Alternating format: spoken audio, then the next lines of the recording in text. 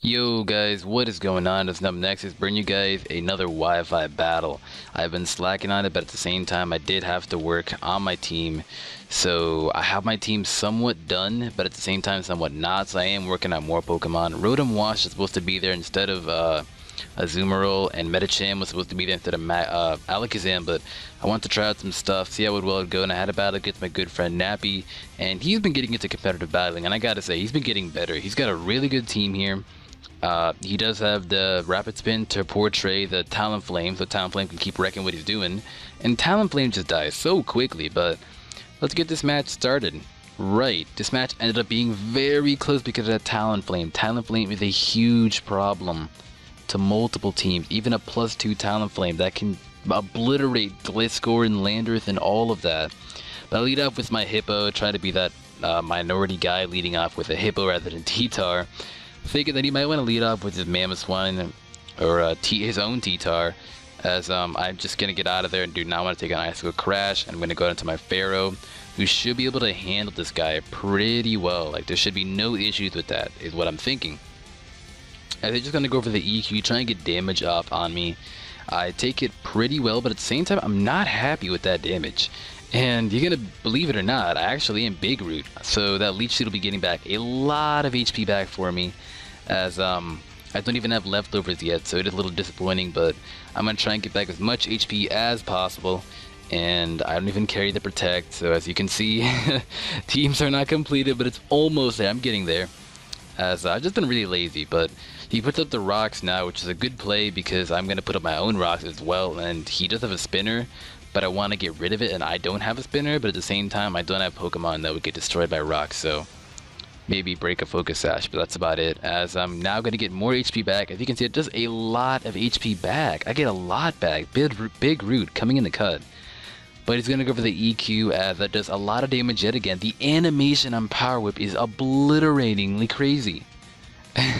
Word of the day, obliteratingly crazy, but the Mamoswine's gonna die, as he now comes down to Dig Dug, his signature Excadrill, as I am just gonna stay in because I have no one else to take it. I could have gone out into my Hippo, but the plan was to maybe take an Earthquake and then go for a Power Whip, break the Air Balloon, and then come out to my Hippo. But that does not seem to be the case, as I probably should have just came out into my Hippo and gone for the Ice Fang. I guess it's a little dumb, but at the same time, I don't know. Sacking it off that early was not a good play. Not a good play, but I get the Sand right back up, and he told me he was Sand Force, so that is a deadly Earthquake from that Excadrill. Look at the power it does to max HP, max defense, Impish, Hippowdon. That is a clean 40%. A clean 40%. As I break the Air Balloon, I'm now going to go for the EQ. He might want to come out to Talonflame, but then again, there's no reason why he would want to because I had walled that thing for days. As he goes for the Rapid Spin, he told me that he misclicked there, and that was completely alright. I probably could have lived another one, so again, it didn't matter in the long run, even if he misclicked, because I could have taken another Earthquake that is going to knock out his Excadrill. I get the crit, did not matter yet again. I always get these crits that never matter, you know, just it's not working out in my favor. But I'm going to get the lefties back up, and now I'm thinking he might want to come out into his Rotom Wash, which he does, as I actually stay in here going for the Protect, scouting out what he wants to do, because I don't know if he might want to go for the Volt Switch over predicting Hydro Pump or Willow, as he does go for the Willow. And honestly, I'm fine being burned. I don't need my Hippo. I really don't.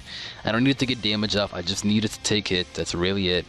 But he now goes for the Willow, as it's going to burn me. And I'm just going to go for the Toxic, crippling his Rotom Wash. And I was praying to God that I don't miss.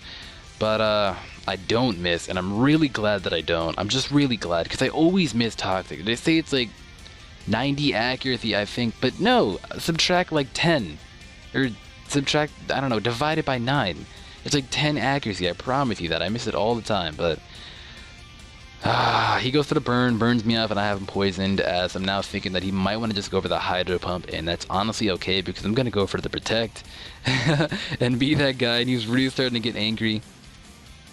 But I'm going to keep doing that, as the Hydro Pump, trying to PP stall, because I don't think he has it where he maxed out PP, it's only out of 5 rather than 8, so I think that actually could work out in my favor, actually, but I'm just going to try and get as much damage off as I can with that poison, because Rotom Wash just wall me to death. I could go for the Ice Fang, but I can't take a Hydro Pump. There's no way that I can.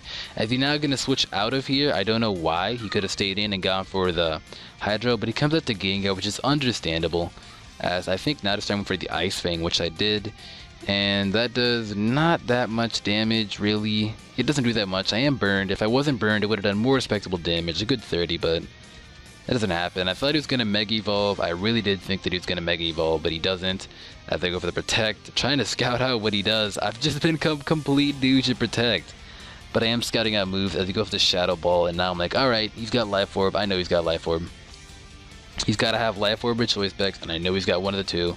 And, you know, I'm just going to die. So I decided to sack off my Hippo because it's done its work. It's been a bitch already, so I decided to let it do what it needs to do. And I'm going to die off to that Shadow Ball. It is a little weird how Hippo does not even have the sand around him, but, you know, works out like that. So as I'm not going to come out into my Alakazam, I'm almost guaranteed that I can outspeed because I do run Timid.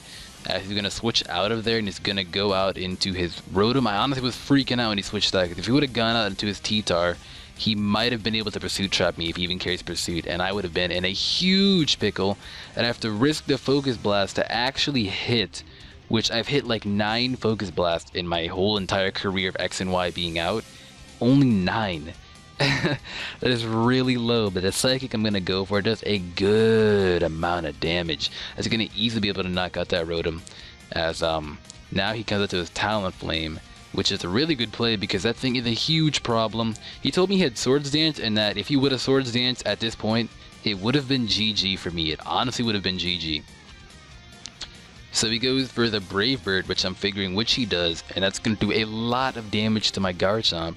What I probably should have done is maybe sacked my Mega Alakazam, came out to my Garchomp and got for the Stone Edge, hoping that I could take one, which I can, but that did not seem to be the case. I thought I needed a Mega Alakazam way more, as you're going to see why I needed it way more, but at the end of the day, I really did not need it that much. So I should have just sacked my Mega Alakazam, but he's going to take up my Chomp, which I really did need for his Tyranitar, which is still a really big threat because his Tyranitar is not the typical Stealth Rock lead bulky. He's got an all-out offensive Dragon Dance Tyranitar, and that is a huge threat.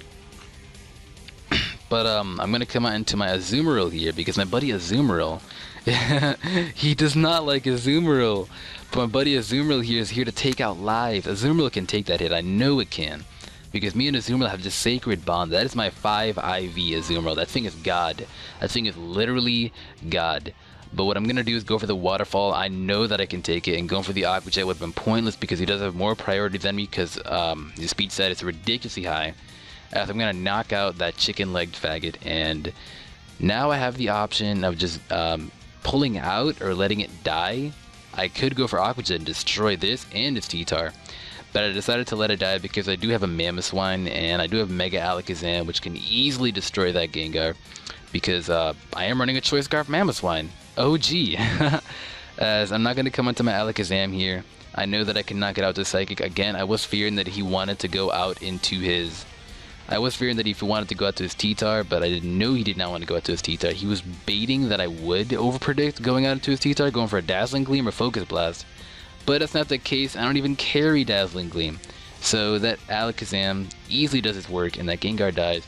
As he now brings out the one only Drax, and as you're going to see, it ends up mattering a lot. I should have just gone for the Grass Knot, but I risked it going for the Focus Blast, and he does Mega Evolve straight off the bat. I've never faced a Mega T-Tar and not witnessed the power of it. He looks really cool. He's got like a little Pupitar belly on his belly.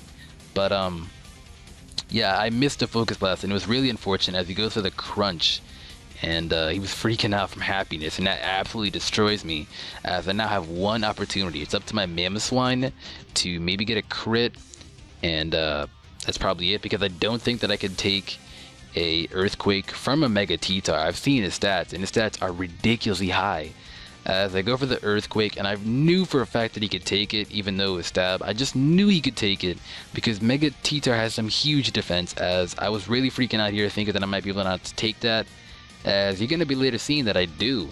And I'm going to knock him out that EQ, and that will be the game. I've really under-relied the power of Mamoswine, but Mamoswine is a powerful Pokemon. He's a Chuck Norris of Pokemon, and he does not care. But if you guys enjoyed that match, leave that huge like. Check out Nappy's channel if you don't know who he is, and I will see you all later.